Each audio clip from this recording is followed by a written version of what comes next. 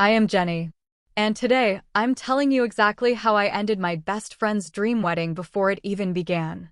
My best friend didn't just break girl code. She shattered it into a million pieces. And now, she is currently standing at the altar with the ex who shattered my heart. But while she is busy saying I do, I am busy making sure her dream wedding disappears. I have hijacked every single vendor. I have redirected every floral arrangement. I have turned her sterile ceremony into a better party for me. You won't believe what happened next.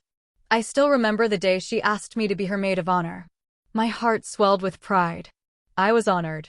Until I found out who the groom was. The messages I leaked from her phone still haunt me. Those were the ones where she admitted to dating my ex behind my back.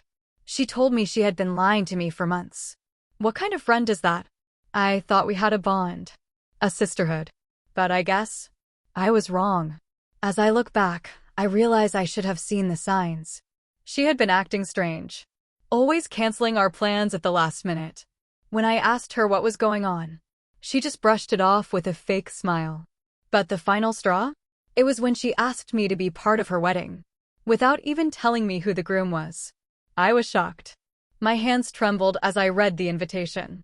But I decided to play along. I wanted to see how far she would take this charade. And then, the day before the wedding, I received a message from an unknown number. It said, "Your best friend is marrying your ex." That's when I knew I had to take action. Immediately. I spent the entire night planning my revenge. I used her gift budget to intercept her wedding day infrastructure. First, I called her premium florist. I offered them double the rate for a last-minute location change. They agreed instantly. Then I used my insider knowledge of her contracts.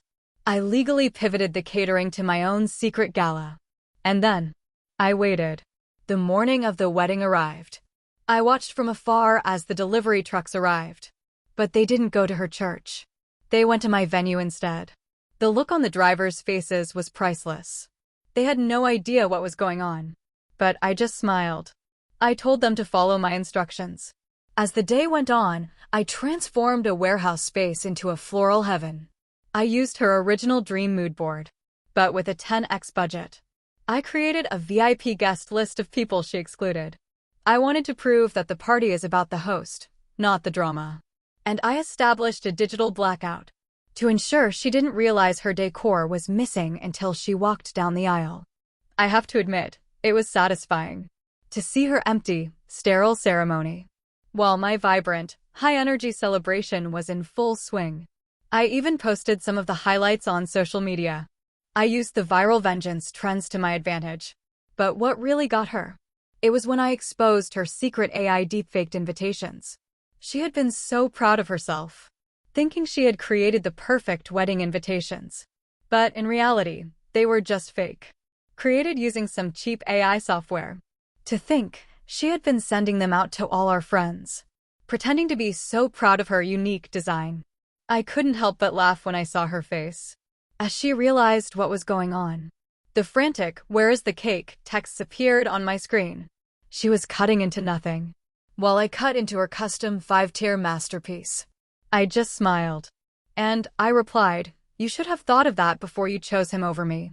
The contrast between her wedding and my celebration was stark.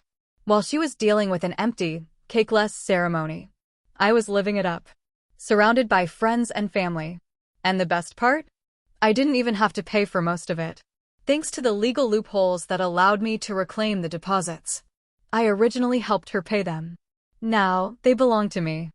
I had to ask myself, what kind of person does that to their best friend?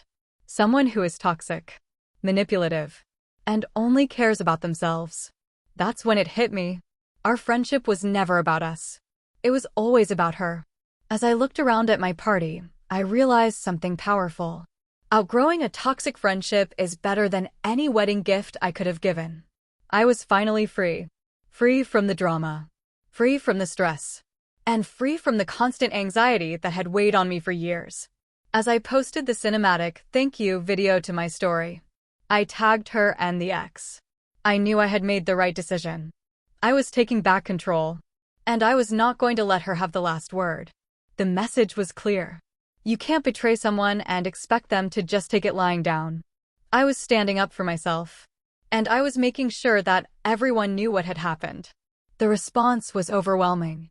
Thousands of comments flooded my inbox. Messages from friends, strangers, even old classmates. All supporting me. All condemning her actions.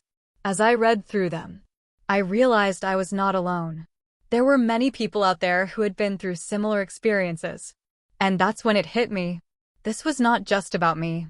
Or my friend. It was about all the people who had been betrayed. Who had been hurt by someone they trusted. It was about standing up for ourselves. For each other. And saying enough is enough. So, to all the people out there who have been through something similar, I want you to listen closely. You are not alone. And you are not to blame. Please hear this. You deserve to be treated with respect. With kindness. And with love. And if someone is not willing to give you that, then it's time to let them go. Don't waste your time. Don't waste your energy. Don't waste your emotions on someone who is only going to hurt you. You are worth so much more than that. Remember this. Self-worth is not about what others think of you. It's about what you think of yourself. So, take back control. Stand up for yourself. And never let anyone make you feel like you're not enough. You are enough. Just as you are.